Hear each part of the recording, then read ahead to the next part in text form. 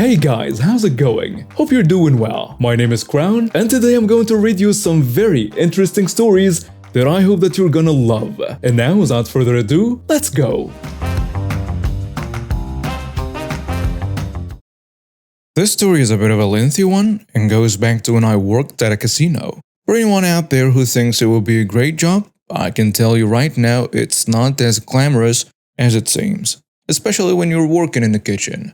Now for a little backstory so you can get the whole picture. When I started working at this location, I was young, still in college, working 2 part-time jobs. At first it was just okay. I had been hired as a steward, which is just a fancy term for a dishwasher. This wasn't too bad as it had been the same job I had at the last restaurant I had worked at. However, there were a few differences. I won't go into too much detail and name all of them, just the ones that are important to the story. The first one, and the one I liked the best, was that since there were so many restaurants and the stewards were all in one department, we were shuffled around every day. One day you will be working in a steakhouse, the next in a buffet, then the Italian restaurant, the sandwich shop in the bingo hall, and so on. This meant that they were always working with other people, interacting with them, and getting a change of scenery. I was told I was odd for liking this, but my counter was that if you ended up working with someone you didn't get along with, then it would only be a while until you worked with them again. The second was that this place was not fond of labor unions. Twice a year there would be a meeting that everyone had to attend, where they would make these long presentations on how negative and manipulative unions are. Also, there would be signs all along the employee halls with anti-union messages. After working for the casino for some time, my boss approached me asking if I wanted to switch from part-time to full-time. I said yes, as the benefits were really good. Not only did I get medical and dental insurance, but I would also get access to their lawyers, among a few other things. I guess it was a good thing that I did because a few months later, there were some major shakeups. I didn't know what caused it, but most everyone there disliked the new changes. For one thing, the sick note policy was cancelled, meaning if you were sick, it wouldn't matter if you had a note from your doctor stating that you couldn't work. If you didn't show up, they'd dock you a point. This resulted in cooks and stewards coming in, vomiting on the floor and in the trash cans because they couldn't afford to lose a point, as it would count against them when it came time for raises. Another change was that they were reducing the number of full-time employees. I was safe along with everyone else who had that status. But if any of us left, that slot would not be filled. There would only be 2 full-time employees per department. Speaking of departments, that leads me to the next big change. Technically, the stewarding department would be disbanded. This meant that while our supervisors would still be there, the chefs and managers of the restaurants would be in charge of us. This also meant that we would no longer be moving around. I was sent to the steakhouse and thankfully, I had 2 great female co-workers. In fact, we were so good that we were called AAA, as all our names began with the letter A. As we worked there, I began to plan on moving up within the casino. I knew it would be difficult, but I had a dream of buying my family's cabin from my parents and living up in the country while I finished college. Sadly, my first attempt at becoming a supervisor failed, and I ended up training the person who did get the job. I didn't complain, I just took it as a sign that I needed to up my game. Now here is where our story begins. See, our head chef was being transferred to the Italian restaurant, and the assistant chef was taking his place. This meant we were going to hire a new guy to take his place. Let's call the new guy Kevin. When Kevin first came in, he seemed okay. Not great or awful, he was just there. We had no real reason to talk most days, as we were usually pretty busy. Then maybe a month after Kevin started working there, I had my first real interaction with him. And it was something. It was at night, with a dinner rush just starting to pick up, and I told my co-workers that I was going to fill up my water bottle before it happened. They said okay and that they would begin doing the same once I got back. But before I could leave the steakhouse to go to the break room, Kevin called out to me, "Opie, where are you going?" "Just getting a drink before we get busy," I told the girls. Then why aren't you using the waitstaff drink fountain? Me blinking and confused. We were told when we started that staff are only supposed to get drinks from the break room. Don't give me that. I see the waitstaff getting drinks there all the time. You're just going there to waste time. I'm going to have to write you up for this. Wasting time? The break room is just down the hall. In the time we've spent having this conversation, I could have gone down there, filled my bottle with ice, gotten my drink, and gotten back here. Kevin then opened his mouth. But before he could say anything, the head chef caught sight of us standing there and came over to see what was going on. Before I could open my mouth, Kevin spoke up, explaining the whole thing with a superior look on his face. That, however, faded when the chef spoke. Kevin, OP is right. Employees are only supposed to use the drink fountains in a break room. I'm going to have to talk to the waitress supervisor about this. OP, go get your drink. I need to talk to Kevin in private. So I did. After that, I was pretty much confused by what just happened. At first, I was willing to give Kevin the benefit of the doubt, believing that he honestly didn't know about that rule, that maybe chefs and supervisors were allowed to use a waitstaff station, assuming that it applied to everyone. However, when I brought this up to my co-workers, they said similar things had happened with them, that he had pulled them over for a minor infraction of the rules, and when they just said they were sorry, he let them off with a warning. So they suggested that he was just marking his territory. It would have gone easier on me if I hadn't questioned his authority.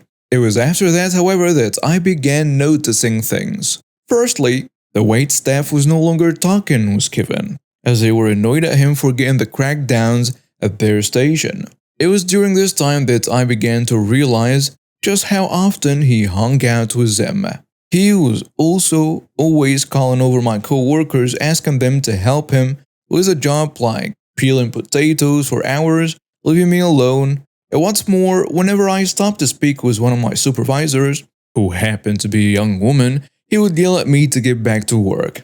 Slowly I began to suspect that he had other intentions. These suspicions were later confirmed during that summer. For those of you who have never been in a professional kitchen, it can get hot. And in the summer, it can get really hot, and the odors can sometimes overpower you.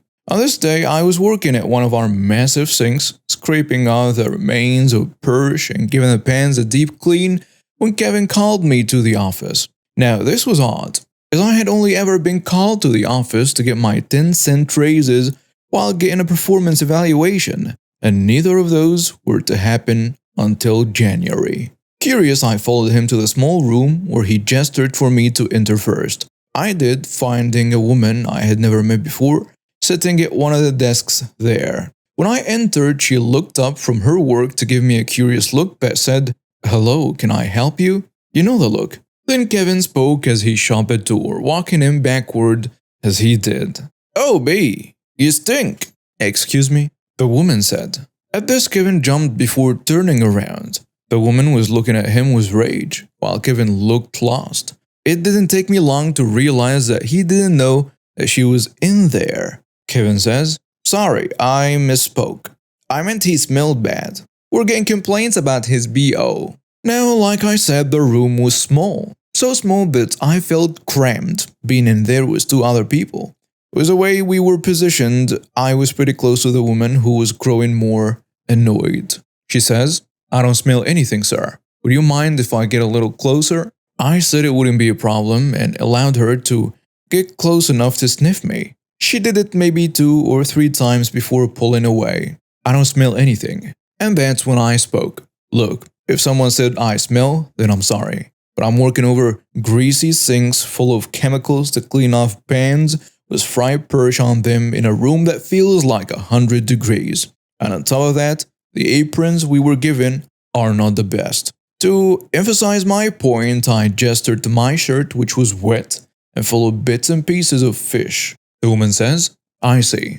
I'm going to have to take a look at those and see if any need replacing.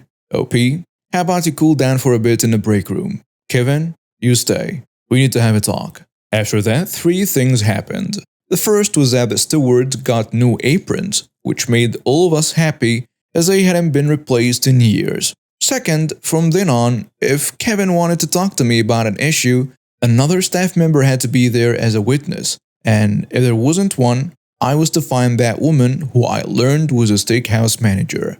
Third, all bets were off between me and Kevin. While he couldn't pull me to the side like that, he did start yelling at me whenever he could in public. If he caught me standing around, like when I was waiting for the dishwasher to fill up, he would yell at me to get back to work from across the room before going back to talk to one of the girls. He would just berate me for any little thing he could, just to make me miserable. Soon I came to realize that he saw me as an obstacle between himself and all the female staff members, as I was on good terms with all of them.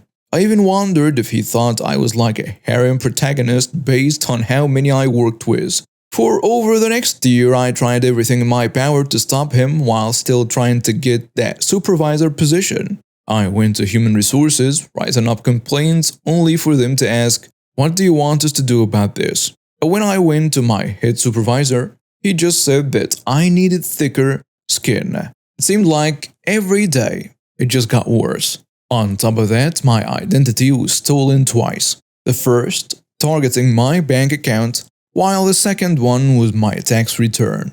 With the bank refusing to help and the legal department of the casino dragging their feet to help me, I was in a red for a long time, making my situation all the worse. There would be days when I would have to collect cans in the break room for gas and had to give away one of my cats. And with Kevin adding to my stress, there were days when I honestly thought about ending my own life. Thankfully, there were good people still around. A bunch of my co-workers banded together to give me small packs of food, and some of the line cooks helped sneak out some meats that they were about to throw away. Then came the big night. It had been a concert night, on one of the coldest nights of the year. So cold that several keys had snapped in the door locks because they had frozen shut.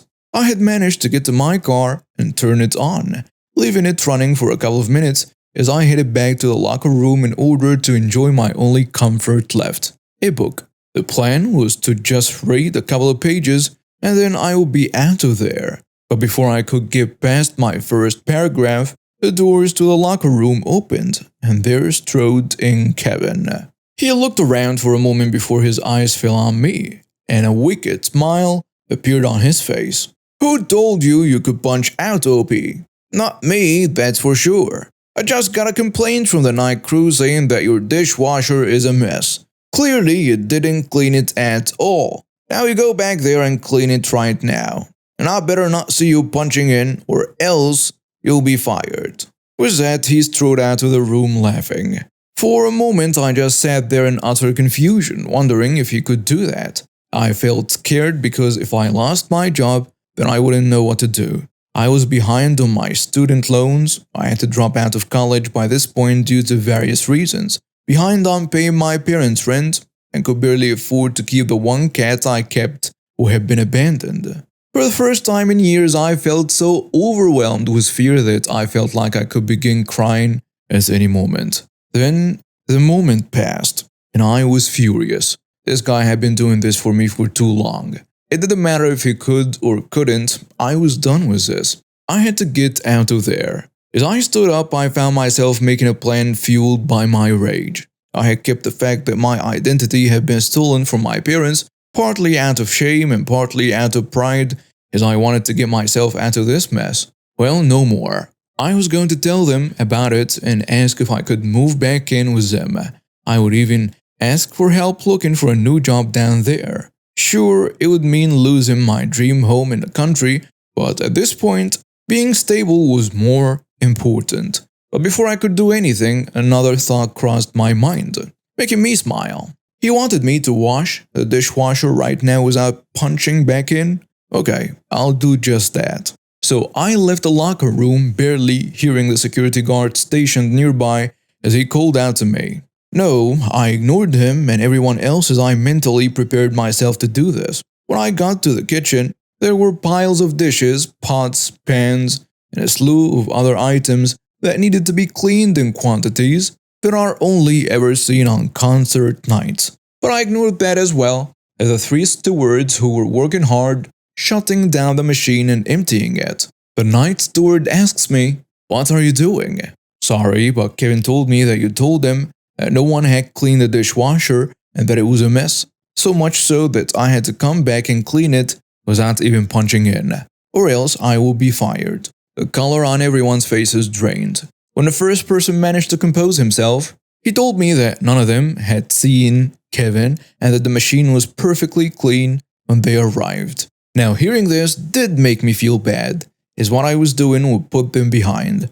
But Kevin told me to do this, so I was following it to the letter, while also making sure everyone there knew who sent me. Seeing that I wasn't going to stop, not that it mattered at this point, as the machine had been drained, one of them went to get the night supervisor. While he was gone, the other two began to argue with each other over whether or not Kevin could order us to stay past our shifts and fire us if we refused. It didn't help that the casino had this nasty habit of offering employees a room to stay in when the roads were snowed over, only to make them work all night as they were on call. When the night supervisor came, she asked me what was going on and I repeated my story while cleaning the machine. She said that Kevin had not spoken to her and was gone before stating that he doesn't have the power to fire me. I just told her that I really couldn't take the chance. Then I asked her how to put in my 2-week notice. That confused her even more, asking why I was doing this if I was just planning on leaving anyway. I told her that I would need time to make arrangements for my future and that getting one last paycheck was really important. So I wrote up my 2-week notice, even mentioning why I was leaving before hitting the road. When I got home, it was 3 a.m. It was all the rage now out of my system. I just crashed onto my bed with my uniform still on. The next morning, I was awoken by the sound of my phone ringing. It was a casino. The head stewarding supervisor was asking if I could come in and talk about last night. At first, I told him no, that I couldn't come in early just to come back home. However, he said it was important. Curious, I told him I would be there in an hour or two. When I arrived, I was taken back to the steakhouse office to find it crammed with people. The night supervisor was still there. The night security officer was there. My supervisors were there. Several head chefs were there. And the steakhouse manager was there, looking like her face would erupt into flames at any moment as she stared at the one figure who was sitting. It was Kevin, hunched over in his seat, looking like a child who was in time out. I was then told that they knew what had happened. After I had my talk with the night supervisor, she went to security and found footage of Kevin looking out the door before heading towards the locker room and finishing off with him leaving with a grin, minutes before I left the room. After that, she called Kevin to show up the next morning. He tried to lie his way out of this, stating that it never happened and I was just lying to get him into trouble. Supervisors and said that it was a simple matter to check as they had a security guard that was by the room and that they can check the footage. Instantly, he remembered that he had spoken to me, only I had misheard him, and that he would never tell me to work without punching in. The night supervisor and the others in the room then asked, why would OP lie? Who told you that the machine needed cleaning? Why would he be the only one who needs permission to leave? And so on. Over and over, Kevin tried to lie, only to change his story again and again until finally he realized he had been caught. The steakhouse manager then turned to me before apologizing, asking if I would consider staying. The head manager also apologized, asking the same. For a moment I was going to say no, but then I had a stupid idea that if I did this, then I might have a shot at becoming a supervisor myself and not have to leave. So I said sure, but only if Kevin never talks to me again. If he has a problem with what I'm doing, he'll have to run it by the head chef unless it's an emergency. And they agreed. Later, I heard a few stories on why they finally acted. The first and least likely, in my opinion, was that this incident finally caused someone higher in the food chain to notice all the written complaints I had on Kevin and was demanding answers. The second was that they didn't want to lose me just yet. Remember how I said that we used to move around from area to area? Well, it turns out there were now only 2 employees who knew how to work in every restaurant, meaning I could go into any area and know instantly where everything goes and how that area operates without wasting anyone's time. but the most likely reason was due to the labor union. News about what had happened the night before had spread throughout the casino faster than I could ever have imagined. And if they didn't take care of this, there was a greater chance that the union representatives would seize on us. In the end, I stayed in the steakhouse longer than Kevin did, as he left 2 years later. But before he did, I offered to throw a pizza party for everyone the day after he left.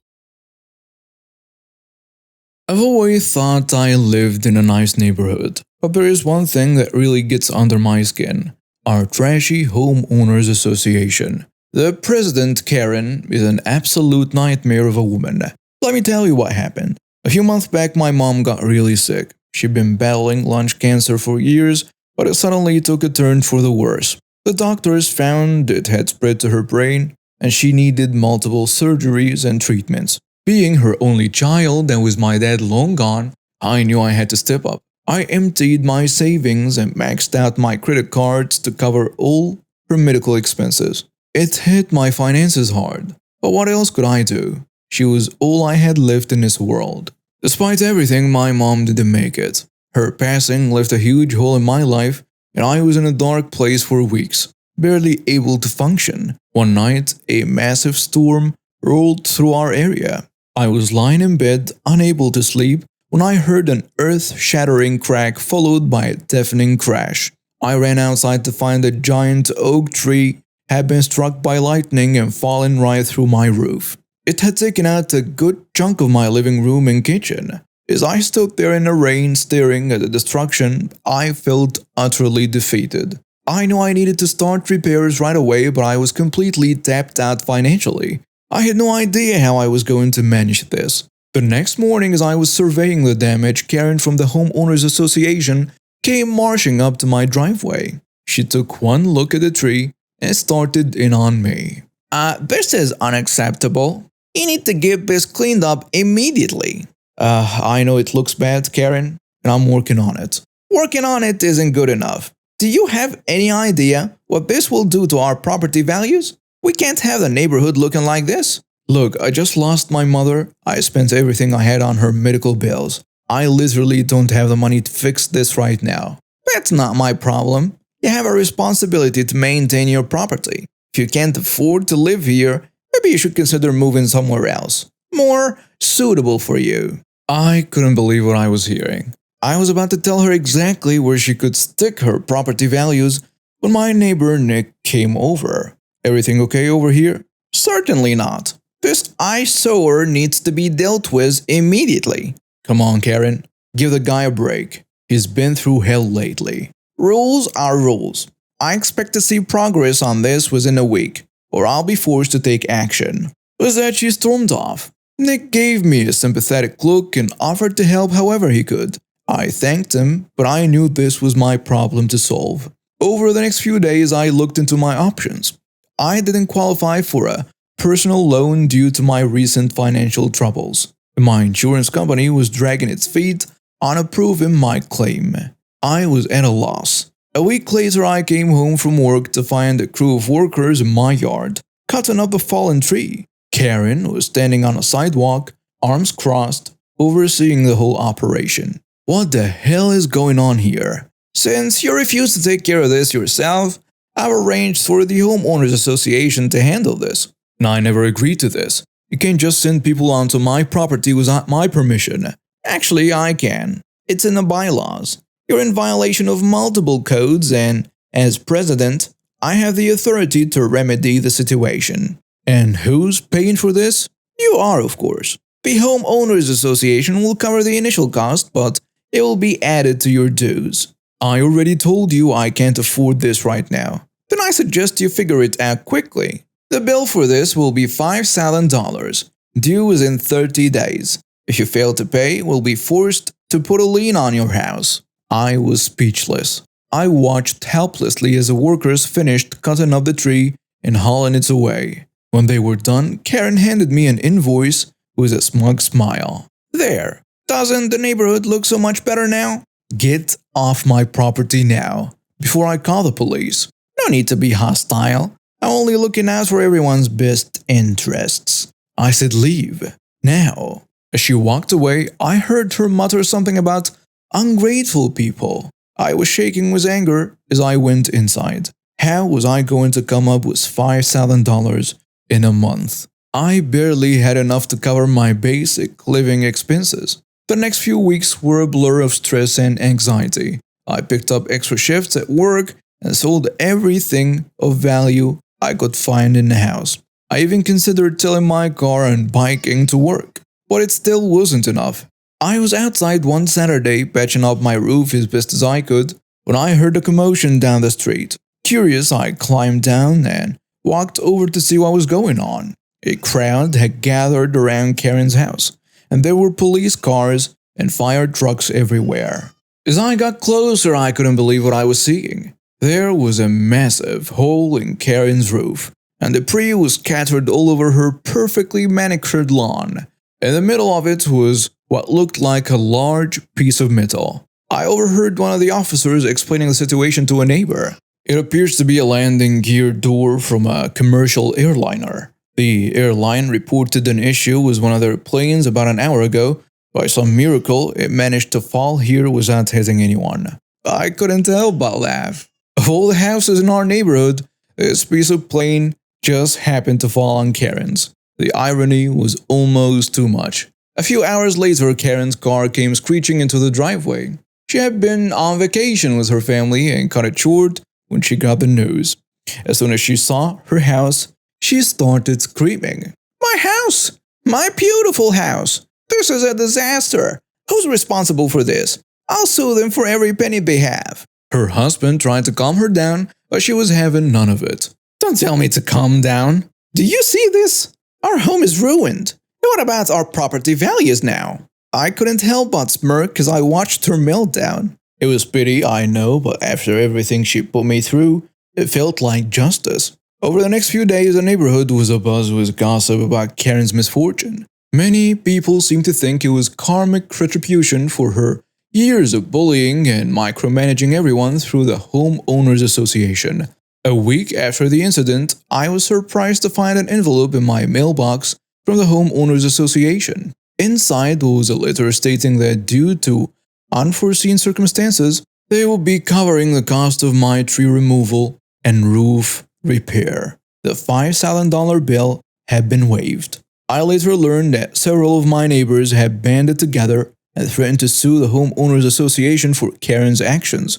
They argued that she had overstepped her authority and violated several of our community's bylaws. Faced with the prospect of a lengthy legal battle, the board had decided to back down. As for Karen, she spent the next several months battling with her insurance company and trying to sue the airline. Last I heard, she hadn't seen a dime yet. Her house was still under repair, covered in tarps, and surrounded by construction equipment. Every time I drove past, I couldn't help but smile a little. In the end, I was able to get my house fully repaired. I took out a small loan to cover what insurance wouldn't, but it was manageable. More importantly, Karen's reign of terror over our neighborhood seemed to be at an end. The HOA board voted to remove her as president, citing her recent personal distractions as a reason. Life in our community has been much more peaceful since then. We still have a homeowners association, but the new leadership is far more reasonable and understanding. They've even started a community fund to help residents who fall on hard times, something I wished had existed when I was struggling. As for me, I'm doing much better these days. The loss of my mom still hurts, but I'm finding ways to honor her memory and move forward. My house is fixed up, my finances are slowly recovering, and I've made some good friends among my neighbors through this whole ordeal. And Karen? Well, let's just say she's a lot quieter these days when she walks past my house. I guess having a plane part fall through your roof can really change your perspective of what's truly important in life. A few weeks ago, I was browsing Marketplace for a suitcase for my 2-year-old. We had a family holiday coming up and I wanted to get my little one their own luggage. I stumbled upon this cute little suitcase that seemed perfect. The seller was asking for $50, but I thought I'd try my luck and offered $40. And to my surprise, they accepted. I drove over to their place, handed over the cash, and headed home with a suitcase. Job done. Or so I thought. Fast forward to a few days, our holiday was approaching, so I decided to clean the suitcase before packing. I unzipped it, and lo and behold, there were a few items inside that clearly weren't mine. A small toy car, a hair clip, and a colorful bracelet. Nothing valuable, but definitely not mine. Being the decent person I am, I took a picture and sent it to the seller. Hey, hope you're doing well. I found these things in the suitcase. What do you want me to do with them? Do you want them back? Oh, I forgot to check inside. Yes, I'd like them back, please. No problem, I can send them by post, and you can pay on delivery. I don't get home until late, so I wouldn't be able to pay upon delivery. Okay, how about you pick them up from my house? Or you could arrange a courier, and I'll make myself available for the pickup. Well, since you paid less than what I was asking for, it's only fair that you pay for the postage. I couldn't believe what I was reading. Was this person serious? That's not going to happen. I made an offer that you accepted. You could have declined it, but you didn't. I am doing the decent thing by letting you know I found these items. I am not going to go out of my way and pay for something that isn't my responsibility. Fine, then just throw them away. At this point, I was fuming. The audacity of this person was unreal. I had gone out of my way to contact them about their forgotten items, offered multiple solutions, and this was how they responded. Are you sure you want me to throw away your belongings? Yes, just bin them. It's not really worth the hassle. Alright, if that's what you want. And that was that. I ended up throwing away the items as requested. But the whole situation left a bad taste in my mouth. I mean, who does that? Who forgets to check a suitcase before selling it, then expects the buyer to pay for shipping their forgotten items back? I kept thinking about how this person must operate in their daily life. Do they always expect others to clean up their messes? Do they think the world owes them something? The next day, I was still annoyed about the whole thing, so I decided to vent to my friend Megan over coffee. Can you believe this person? I tried to do the right thing and they had the nerve to ask me to pay for shipping. That's crazy. Some people just have no shame. I know, right? And then they just told me to throw away their stuff like it was nothing. Well, at least you tried. You did more than most people would have done. True, but it just bugs me that there are people like this out there. Unfortunately, there always will be. You just have to focus on being the better person. She was right, of course. I knew I had done the right thing by reaching out and offering to return the items. It wasn't my fault that the seller turned out to be so entitled and unreasonable.